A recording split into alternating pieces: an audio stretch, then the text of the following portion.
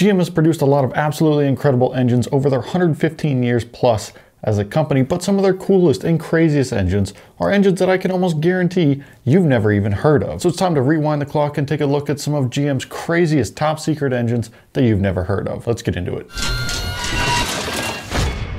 Alright, getting straight into this, let's take a look at the Corvette that almost was the Surf 3. Now this barely qualifies as a secret engine because it was never a production car.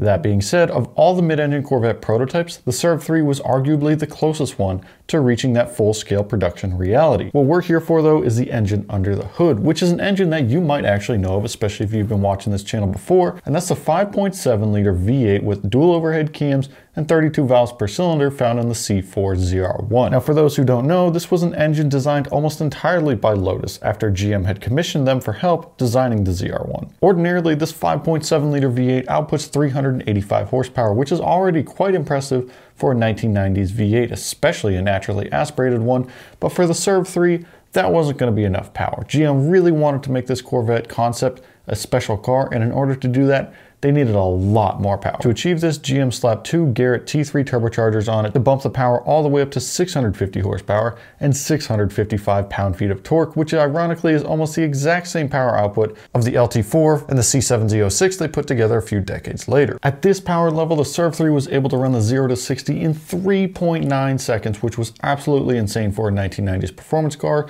as well as pull upwards of 1.1 G on the skid pad. It truly had the performance and the specs to match of a proper supercar, but there was only one problem. The amount of money GM put into research and development of the Surf 3 would have ultimately priced the car around the $300,000 to $400,000 mark, which is about 10 times the price of the base Corvette from the same time frame and about 5 times the price of the ZR1. I know Corvette guys are normally retired and have a lot of money, but seriously, nobody's going to pay $400,000 for a Corvette, especially in the 1990s. And GM didn't think so either, so that was that. That was the end of the Surf 3 as we know it. Still, it's really cool to see GM was able to put together a twin-turbo dual overhead cam V8 all the way back in the 1990s. Next up on the list is something I can almost promise you've never heard of, and that's the V10 LS. And I know what you're thinking, how on earth have I never heard of this? And I thought the same thing too. I've bought LS engines, I've sold LS engines, yet I've never heard anyone talk about a V10 LS. The discovering of this engine happened back in 2016 when a performance shop bought the engine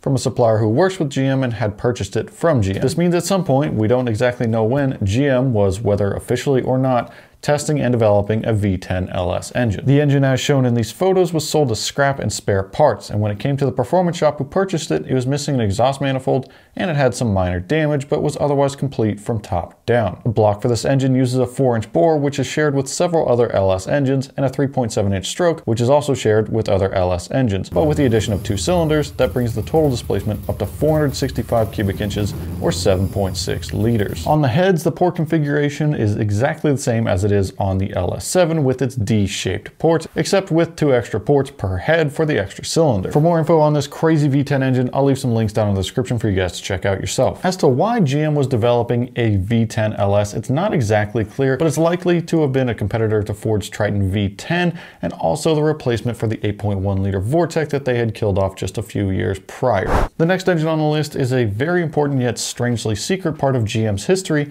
and that's the 427 Mystery engine. And we're not talking about the Z11 427 engine, but rather the engine that was produced alongside it in 1963. While the Z11 was developed for drag racing, the true Mystery motor, also known as the Chevy 427 Mark II, was intended exclusively for NASCAR. On the outside, the 427 Mark II looks extremely similar to the later Mark IV big block engines that you and I now know as the big block engines. And they look so similar that a lot of people actually believe the Mark II was the predecessor to the big block engines that you and I know, but that's not exactly the case. Yes, they do look physically similar, but just about none of the important parts interchange, so realistically, it's not a living prototype of the later big block engines, but rather its own special engine entirely, which is exactly what makes it so interesting. The heads feature pretty large 2.19-inch intake valves with 1.72-inch exhaust valves. The main bearings were also increased in size to help with NASCAR racing and longevity. Essentially, this engine had all the part changes needed to survive high RPM usage with a lot of abuse, which is exactly what NASCAR racing is. When it first hit the track, the 427 Mark II was an absolute beast, although the cars that used this engine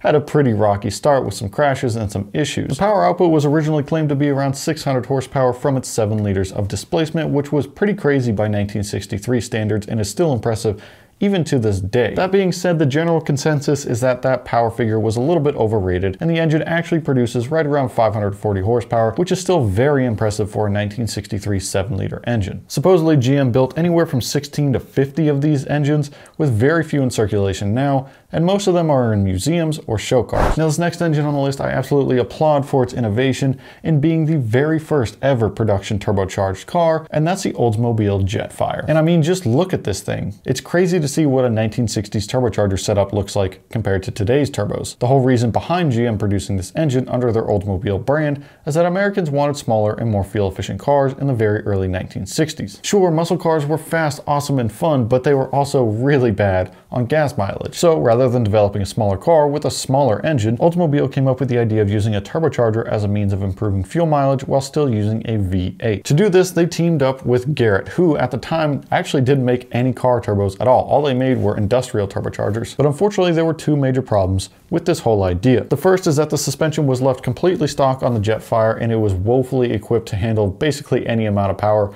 while feeling stable. So this car was pretty terrifying to drive. And on top of that, this car required its own special fuel additive just to run without detonation. Oldsmobile did this by using a tank filled with what they called rocket fluid, which is simply just a mix of methyl alcohol and water, and it sprayed into the intake stream and worked its magic to keep the engine from exploding. But unfortunately, a lot of the owners failed to actually keep up with this rocket fluid system and keep the tank full, which is how we ended up with loads of these cars basically exploding or not working entirely because owners never filled them up correctly. And ultimately, the issues with this car kind of turned Americans off of the idea of a turbocharged car for quite a while. Regardless, this engine is very important to automotive history, and being the first turbocharged production engine ever really helped cement GM as an innovative automaker even back in the 1960s. What if I told you that in the 1970s, Pontiac built a Firebird with a V12 engine? And not just any V12 for that matter, a Ferrari V12. It sounds crazy, but it's true, and that's the Pontiac Pegasus, also known as the Ferrari Firebird. The story of the Pegasus starts in 1970 with Chevy designer Jerry Palmer. He's the madman that wanted to take design elements from the old Ferrari 250 Testarossa and implement them on the new Camaro. Supposedly, the design didn't end up looking Chevy enough, which basically just shoved it down the hallway at GM headquarters to Pontiac, and that's how it ended up being a Firebird. Regardless, this concept car ended up with a Ferrari-style gauge cluster and interior, as well as a Ferrari-sourced exhaust system. And the best part of it all, it was powered by Ferrari's venerable 4.4-liter V12, producing somewhere around 350 horsepower. Supposedly, the Pegasus went through quite a few transmissions as well, which is kind of GM's fault because they stuck a 3-speed automatic transmission behind a high-revving Ferrari V12 engine. Later down the line, they realized that this was kind of an issue, and they switched to a Ferrari-sourced 5-speed manual transmission to solve the issue. Sure, it's just a concept car, but the fact that GM spent significant chunks of money to put a Ferrari V12 behind the Firebird is absolutely crazy. Think about what could have happened if that ended up blossoming into a full-scale partnership. Pontiac might still be around today. Actually, probably not. No one really likes their cars. Rip in pieces.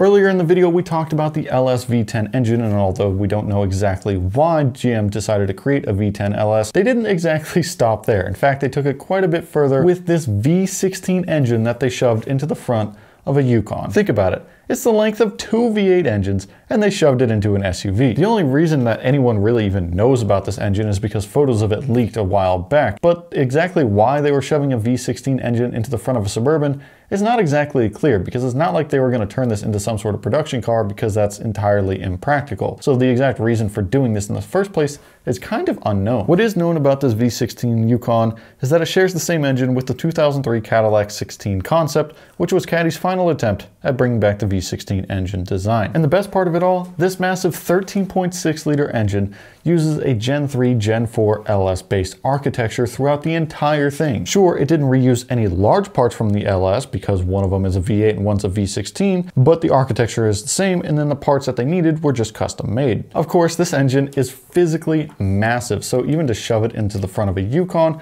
they had to stretch the nose by quite a bit. And on top of that, they swapped the front axle over to a GM 1-ton front axle to handle all the extra weight. And all of this added up to a hilariously impressive 1,000 horsepower and 980 pound-feet of torque naturally aspirated. You and I know the rotary design as something that Mazda toyed with their cars, the RX-7, the RX-8, and quite a few others. But what if I told you all the way back in the 1970s, GM put together a mid-engine Corvette with a 9.6-liter 4-rotor engine. This whole car came to be as an evolution of the mid-engine XP882 prototype car. And around this time, GM's president, Ed Cole, was particularly interested in the Wankel design and pretty easily said yes to designing this rotary-powered rocket ship of a Corvette. And what makes this Corvette particularly interesting is not that it's one 4-rotor engine, rather it's two separate 2-rotor engines. This works by using one engine on each side of a shaft that ran back to the transmission, and each engine was offset by 90 degrees to smooth out the vibrations. The combined size of these two separate rotary engines comes out to 585 cubic inches,